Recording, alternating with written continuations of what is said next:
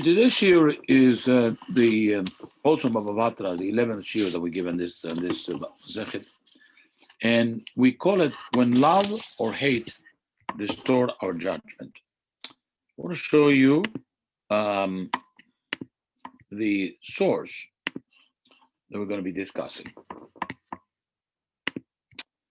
When love or hate affect our judgment. The Gemara addresses a very important question, and that is the qualifications or disqualifications for people to become witnesses in a legal proceeding. And there are several people who are disqualified for various reasons, immorality or gamblers or people who may not be trustworthy. But also there's another kind of disqualification, and that is a proximity, friendship, or family connection. So that's what the Mishnah is going to be discussing here. So, Velu and Akrovim, these are the relatives who are forbidden or not permitted to give testimony in court on behalf of their relative. Achiv, his brother. Ve'achi aviv, his uncle, maternal uncle. Ve'achi imo, his maternal uncle. Balachoto, his brother-in-law, the husband of his sister. Ubalachot aviv, and the husband of his father's sister. Ubalachot imo, and the husband of his mother's sister. Ubal imo, and the husband of his mother. It is a second marriage. Niv, and his father-in-law. Vegiso, his brother-in-law. Hen, they. Ubneyem, and their children. Vechataneyen, and their sons-in-law. Vechorgo, Vevado, and also his, the stepson alone is disqualified, but not his stepson's sons or sons-in-law. Amar Rabbi Yossi, Zo Mishnah Rabbi Akiva. This is what Rabbi Akiva taught. But Mishnah Rishonah, but the original Mishnah was Dodo, also his uncle, Ben Dodo, the son of his uncle, V'chol ha'ra'ui leyorsho, and anybody who stands to benefit from his inheritance, V'chol ha'karov lo v'tasha, and anybody who is a relative at that time, at the time of the trial. So these are the people who are disqualified from giving testimony. So these are the laws. When a person is a relative, he cannot offer testimony on behalf of his relative. The Mishnah continues. Ayakarov benitrachek. In other words, he was a relative at one point, but now he's no longer a relative. For example, married a daughter, one of the litigants, and then either she died or they were divorced. So in this case, it is fit. Rabbi Omer, afilu meta vito, ve'yesh banim mimena, karov. That says no, even if she died, so long as they have children. In other words, that was the father of the children, so he is actually the father of your grandchildren. From the daughter, karov. This is considered to be a relative. And now the Mishnah goes on at the end of the Mishnah to a very important part, which is the subject of our shiur today. Ahoev, a friend, person who loves you. Ve'asone, and somebody who hates you. And the Mishnah goes on to define what is a friend, somebody who loves you. For example, Shushbino. Shushbino is the person who here called the groomsman. Yeah, it means somebody who is Shushbin is the person who helps you during the wedding. When you're getting married, somebody who really takes care of you, is with you. This is a very important time. It means it's the best friend, maybe even pays for the wedding. So it's a person who loves you very much. That's the definition of an ohev. So it cannot be somebody, an acquaintance, or somebody you happen to know more or less. It has to be somebody who is definitely what we call best friend what is best friend forever or something. So that person is disqualified from giving testimony according to the Mishnah. What is a sone? What is a hate? Person who hates you or who hates the other person. Somebody who's angry with you for 3 days and doesn't talk to you for 3 days. That means, okay, he's angry and doesn't talk to you for 1 day, it's okay. He doesn't talk to you because he doesn't see you, that's not a hater. But somebody who, out of hatred, out of anger, refuses to talk to you, that's considered to be a sonne. And these people are considered to be suspect. Their testimony, either because of love, they will say testimony to benefit you, or out of enmity, they will say a negative, they try to put a negative spin on the testimony. So that's why they are not trustworthy. There's an important concept the rabbis talk about all the time. And this is the subject of today's shiur. Ahava mekalkelet et hashura, ve'asin'a mekalkelet et hashura. Love tends to distort the proper etiquette. Hate tends to distort the proper etiquette. In fact, we read in the parsha last Shabbos about Abraham that it says, Abraham himself saddled his donkey, which is unusual for a person who had so many attendants and people who could help him. The fact that he did it himself is because he was in such a rush out of the love for Hashem to do the mitzvah, he was running to do his own saddle. And Rashi says there, another instance of this is when Bil'am is running to curse the Jewish people, and it's also there, it says, he also gets up early in the morning to go with the people of Midian to curse the Jews. And there, Rashi says, Asin'a mekalkelet deshura. Just like love breaks down etiquette, and you do things which normally you would not do, hatred also does the same thing. So that we see here that both love and hate are actually distorting one's judgment. Now, there's a rabbi who's going to present a fascinating question on this idea. Oh, I'm sorry, I did not read. Sorry, the last part is the most important one. The Mishnah says that rabbis say to Rabbi Yehuda, Rabbi Yehuda is who says this. The rabbis say to him, Amru le, they said to Rabbi Yehuda, Lo nechshedu Israel al kach. The Jewish people cannot be suspected of doing such a thing. In other words, of saying false testimony when you are because of anger. So for those who don't join us quickly, we're talking about this Mishnah that says that a person who loves you very much cannot give testimony on your behalf because he may say things which are overly beneficial to you and not the truth. And similar, somebody who hates you also is not trustworthy to say testimony because out of his enmity, he will come and say something that is not true. And that the principle, Ava mekalkelet deshura, ve'asin'a mekalkelet deshura. As we said about Abraham Avinu, when he saddled his own donkey, we said, Rashi says, he did it, although he has a lot of people who attended. The desire to fulfill the Hashem's mitzvah was so great that he rushed to do things outside of the normal course. And the same thing is about Bil'am. Bil'am also saddles his own donkey. And again, Rashi says, Asin'a mekalkelet deshura. Hatred distorts the normal court procedures. Okay, so this is what the Mishnah says. However, the rabbi said to him, no, lo nechshedu Israel al kach. You cannot think that a Jew would stand in court and give false testimony.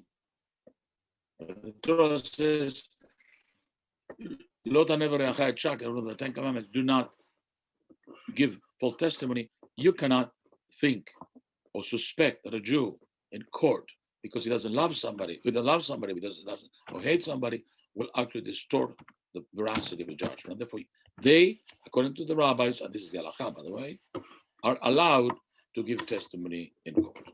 Okay.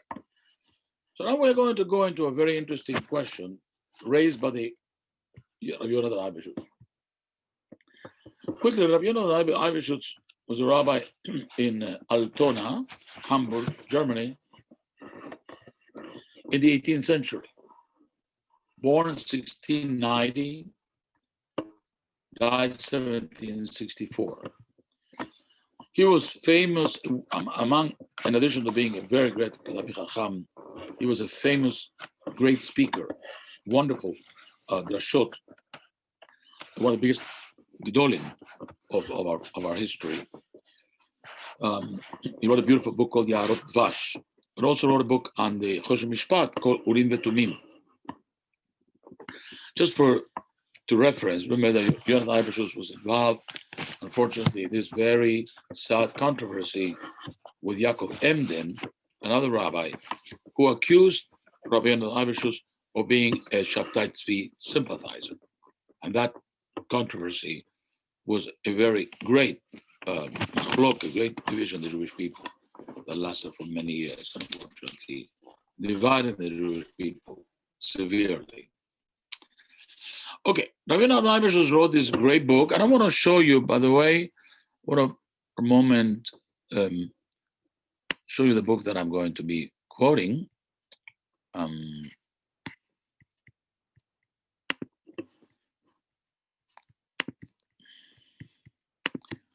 This is the book of the. If you look, obviously, I'm showing you only a little this. This is the commentary Urim Vetumim. You know, two different commentaries that he wrote. One sort of more precision and more literal, and on the text, and one more a larger discussion called the Tumim. And here he on the Choshen Mishpat on this issue where it says. אוהב ושונא שכשירים להעיד, אף על פי שפסולים לדון. The Choshen Mishpat says, in סימן ל"ג, הלכות עדות, the laws of עדut, that the friend, your best friend, and a person who may have enmity towards you are allowed or able to give testimony, even though they are not able to judge. And it's interesting, the difference between giving testimony and judging, because in giving testimony, you just have to say what you saw or what you heard, and that's all. There's only one option. So be a mirror of a fact, a reality.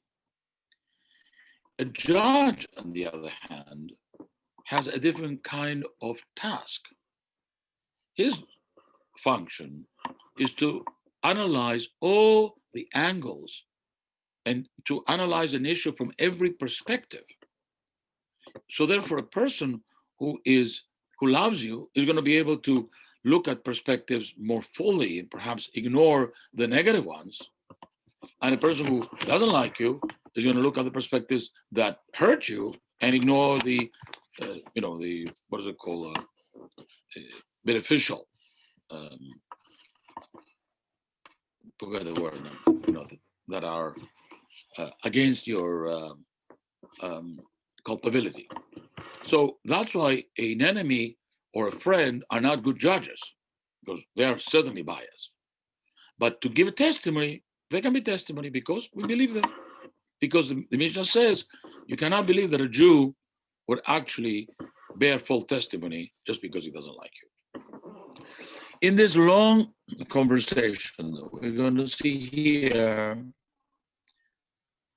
and notice, by the way, if you take a look at this text, very often he quotes Sephardic writers and Sephardic books.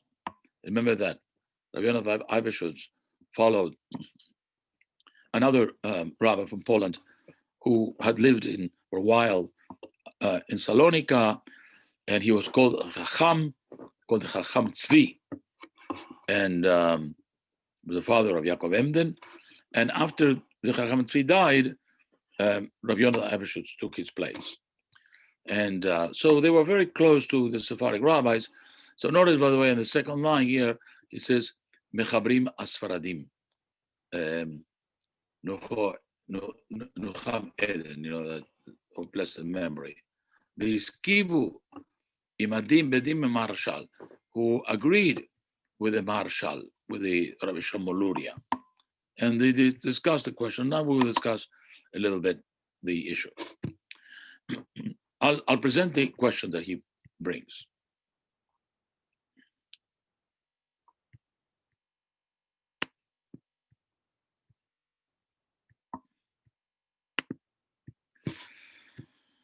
Okay, here's the question.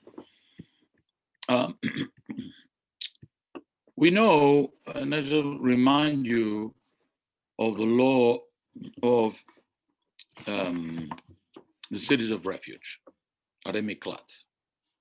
You remember that Torah says, quickly, Shalosh Arim, Tavdil Lach Betoch Artzecha. You separate 3 cities in the land of Israel. Hashem Shekech Noten Lecha Lerishta. Tachin Lecha Derech, you have to prepare even the road. Beshirashta Gvur Artzecha, you divide it into 3 parts, so that each city is in 1/3 of the country on each side of the Jordan River.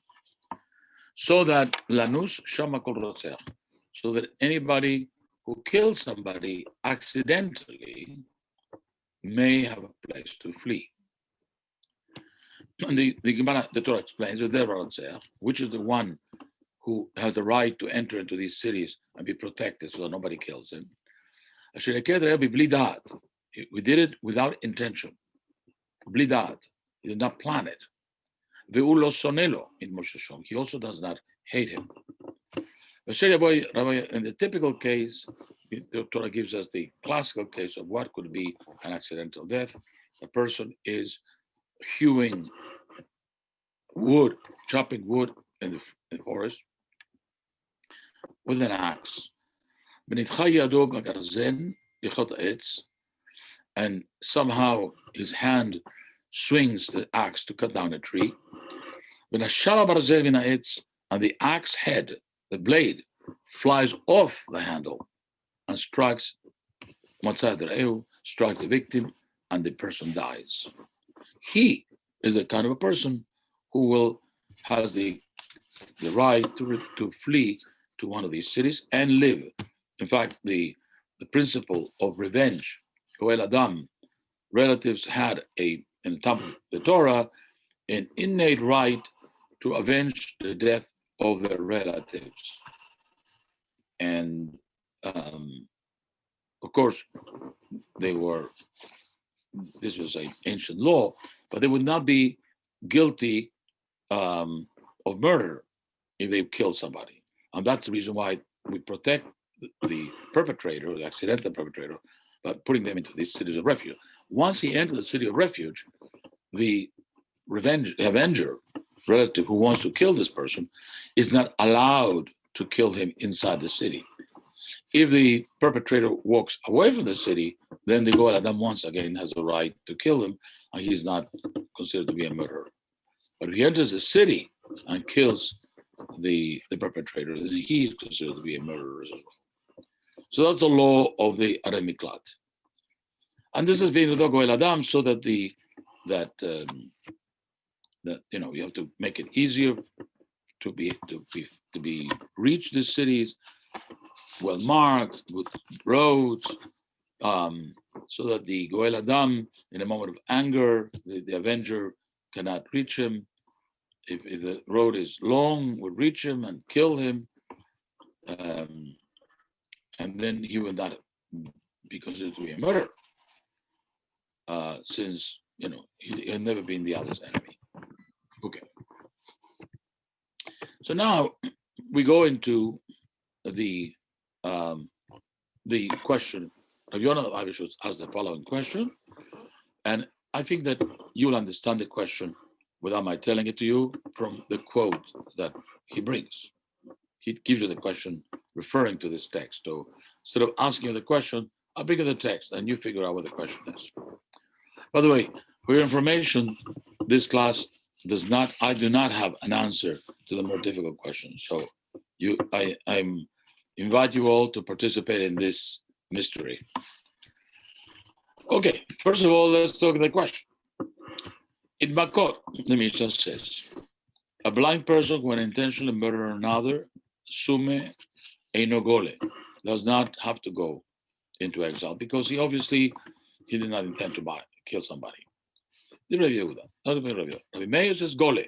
No, Rabbi Meir says no. Such a person should also be exiled because even though a person may not see, it doesn't mean that he doesn't have other perceptions.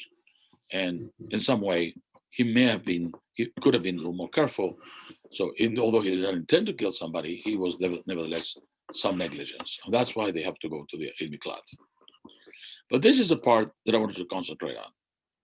Asone einogole. A person who hates the victim and he accidentally killed the victim whom he hated, einogole. He doesn't have the right to enter the city of refuge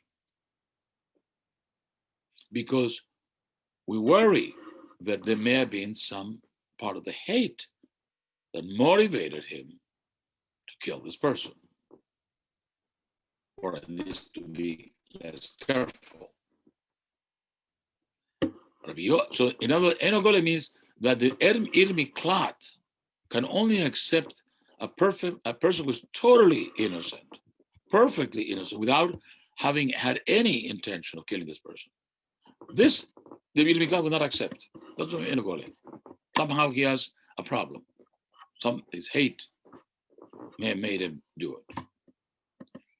Rabbi Yossi Omer even worse than that.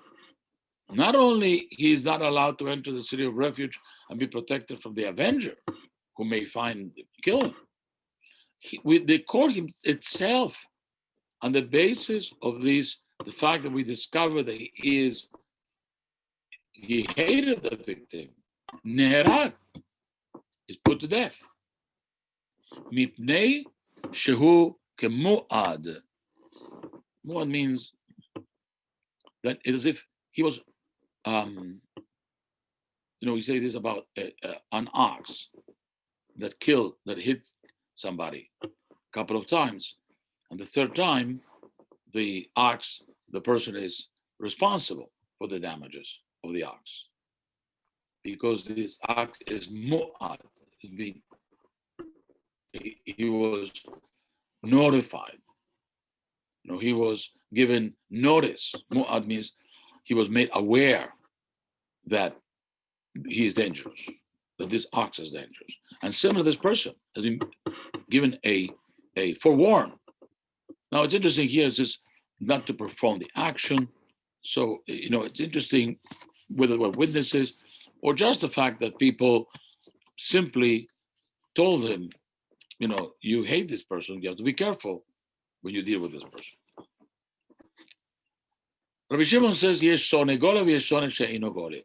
And there are some, and the Gemara will explain which one is which, that sometimes even a person who hates will be allowed into the city of refuge, and some that are not. So what is the principle? Whenever one may say that there was intention to kill, einogole, such a person doesn't get into the city of refuge, which means he's left to be killed. Arag, a person who did it without intention to kill, that person is gole. Now,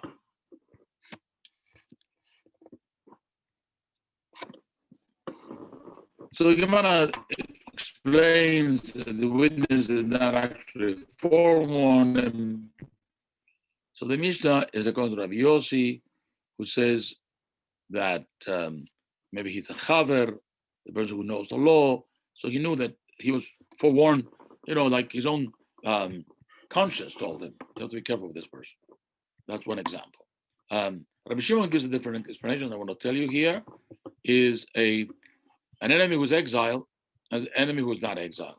It's taught in a Braita When did Rabbi Shimon say that there's an enemy who is exiled? And when did he say there's an enemy who is not exiled? In the case where the rope snapped and the object attached to the rope fell and killed the person, he's exiled because he appears to be an accident. The rope snapped. He was holding it.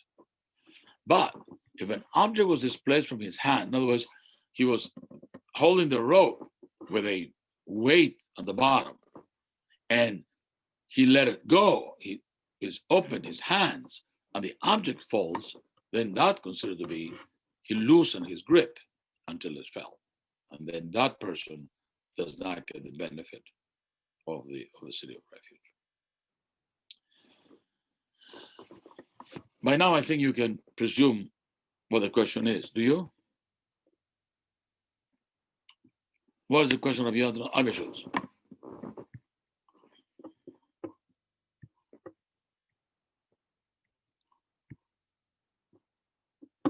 Remember, the Mishnah had said that a person, the rabbis say, you cannot suspect a Jew of lo nechshedu Israel al kach. Cannot suspect the Jew of giving false testimony because he hates him. What do we say here?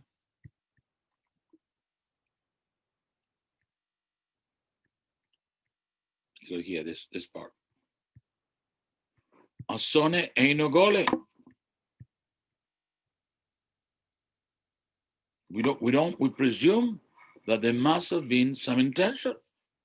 We don't let him into the city of refuge. Rabbi Yossi Omer, more than that, he's killed. We execute him. The question of Rabbi Yonanan Abishus is, you don't suspect a Jew who hates somebody, another Jew, from giving false testimony against him. But you suspect him that he would kill somebody because he hates him. There's no evidence that he killed him. In fact, as he brings it to Tosafot and Makot, I just want to quickly summarize the Tosafot. First Tosafot, the Masechet Makot, explains the principle of how is it that a person enters into a city of refuge. So, as I explained, before sending someone to a city of refuge, the witnesses must testify that the death was accidental. Otherwise, he's not a candidate for entering into the city of refuge. There has to be evidence that it was accidental. Otherwise, we don't know what happened. How do we know that it was accidental? We see the man died. So you have to assume maybe the first idea is maybe he killed him. So on the basis of the testimony of two witnesses who saw what happened and they testify that it was accidental, this person is then given the privilege of escaping the avenger and entering the city of refuge. So that is a legal proceeding, a judicial proceeding, where witnesses actually say that he did it accidentally. So, actually, the Rosavot asked the question, I didn't put it here, that, so if they testify that the person we did it accidentally, how do we actually now say that he does not accept it into the city? When we discover, after the witnesses said that this was an accidental death, the fact that we discover that this man hated this man, the court says, we're not letting him in. And Rabbi Yossi is even more, says we kill him. We don't believe at all that he did it unintentionally. Now, there are conditions, for example, as Rabbi Shimon explained, perhaps, in which clearly, the rope broke. I mean, obviously, he had it in his hand. So we see, obviously, he did not. So the case in which he actually let it go, there, more clear. But even, in a case in a situation in which we almost can prove that it was a total accident, not though. In those circumstances, he is given the benefit of the doubt, or at least is given some opportunity to not, we don't put him to death. But when there is a doubt, even though the witnesses said it was accidental, once we discover that he hated him, we give him, we don't let him in, or we even kill him. So that's what it says. This contradicts the testimony of the witness who testified it was an accident. So the answer is that when the court hears the perpetrator hated the victim, the court changes its judgment. That's what the Zavot says, and the very first Zavot of Masechet Nakot. So here we come then to the question, and that's the question of this class. We know that in some way, hating and loving affect our judgment. But the Mishnah says that in a court of law, we do not suspect that they will give false testimony. Especially a Jew, an Israel. We should not even think of that. So the question of Yonah is this: if you're going to tell me that a Jew cannot be suspected of changing his testimony because he loves him or hates him, because he hates him, but yet in a situation in which we know there's visual evidence that this was an accident, you nevertheless, because he hated him, you're going to put him to death or not allow him to enter the city of refuge. What is the logic? After all, the sin of murder is at least as severe as the sin of giving false testimony.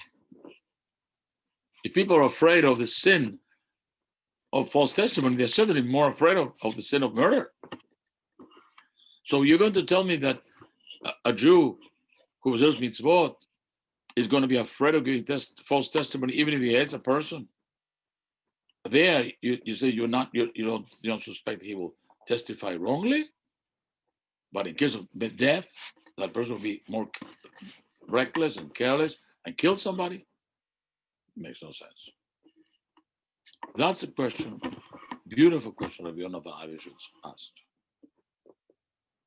And now we'll open it for your suggestions. Interesting question.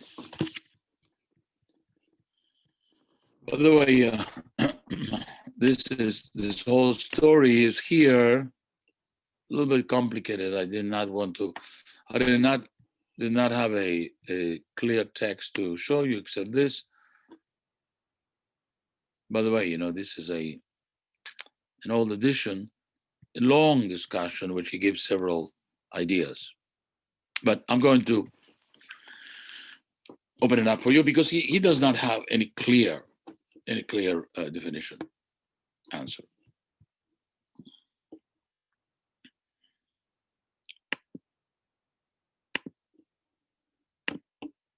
Okay.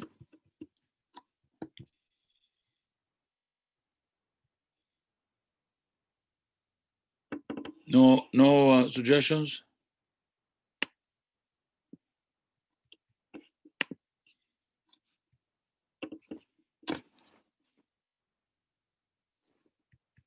Okay, I'm going to give you a couple of ideas. First of all, one suggestion that I did not see in the in Sefer Urim Tumim, although he alludes to something, and maybe we'll discuss this, is the concept of palgina ledibure, that we can separate one thing from the other. In other words, that a person, and that's one of the answers that Rabbi Yonah says, is that, on the one hand, he may hate somebody, he may even speak badly about somebody in private, but in court, we assume that he's going to speak the truth.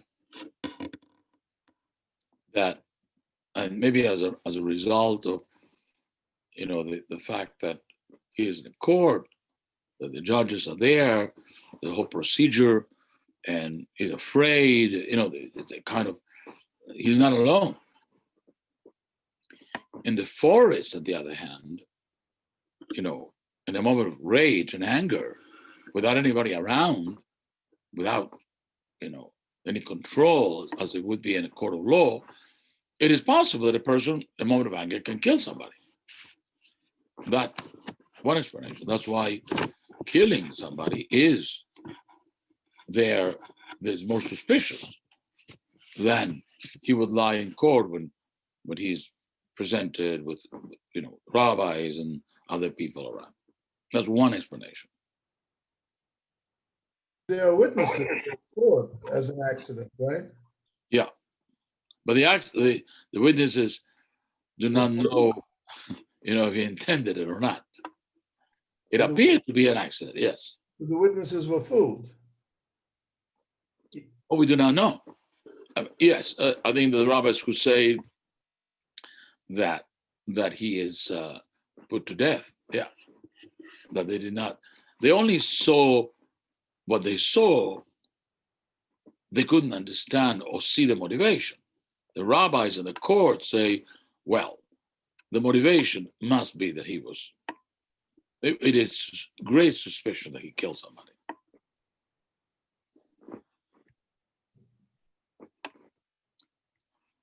Let's ignore for a moment, which is a little bit extreme, the case of Rabbi Yossi, who says we put him to death, because that really is a great jump. Let's even analyze a simple case of the rabbis who say we don't let him into the city of refuge.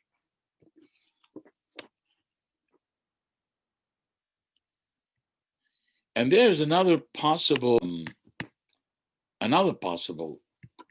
explanation, which this Rabbi Yonah Abishus also says, and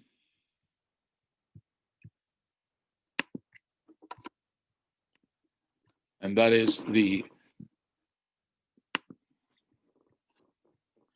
Torah says that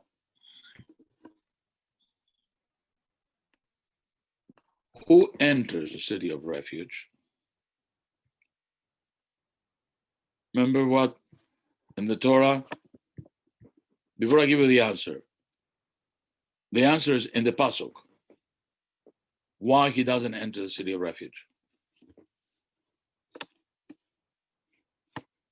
Take it with the Psukim. You have to find it.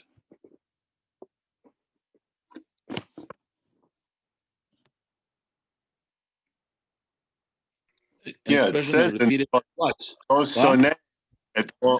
Yeah, it says in Lo Soneh Oto et Lo. Twice, exactly. So Rabbi just says, at least since the Torah says that if you're a Soneh, you cannot enter the heart of refuge, city of refuge. So then that's why he doesn't go. Right. That's the second answer for your elections. So these are the two answers that I got. I mean, the first answer was a little bit an elaboration on something that he did, because I thought that, sitting in court, a person, first of all, he's more calm because, there are questions, people there, there's a whole procedure. He has time to think. He asks him a question. What is he going to say? Takes an oath. There's a lot of parts that we can understand that even though he's angry, he's going to be controlled. In the middle of the forest, in a moment of rage, seeing his enemy, he flies off the handle. Not only that, he flies off the handle himself. So it is understandable why the rabbis say, just because he hates him, you do not have to suspect that he will give a false testimony. But on the other hand, in a case in which he is holding a weapon or a lethal tool and kills somebody, and he hates him, we have to assume that something is wrong there. So, we can see it simply from the text, as David pointed out. It says, Lo soneh lo mitvor shesho. So long as he enters the city only if he does hate him. But a person who hates him cannot enter. you have any other suggestion that you can suppose, adduce? So we learned today some important laws. Besides, first of all, the qualifications to being a witness, and disqualifications, relatives, people who are close to you cannot testify. But a best friend or an enemy can testify. They cannot judge, but they can testify. As we explained, that there's a difference between giving testimony and judging. Testimony is a simpler procedure. You just repeat what you saw. Judging, a judge has a lot more things to do. And, hate in that case could actually stop him from looking for things to, what is it called? The exculpatory, doing exculpatory evidence. But in the case of death, we also learn that a person who kills somebody is responsible. And even though it may be an accidental, the rabbis say he does not, we suspect. And so we learn also that the city of refuge is a punishment in some way, but it's also a salvation, because it prevents a person, or stops a person from being killed. So these are the things that we learned today. Finally, the principle that we said before, Ahava mekalkelet dashura, v'sin'a mekalkelet dashura. That is a very important principle that we apply everywhere.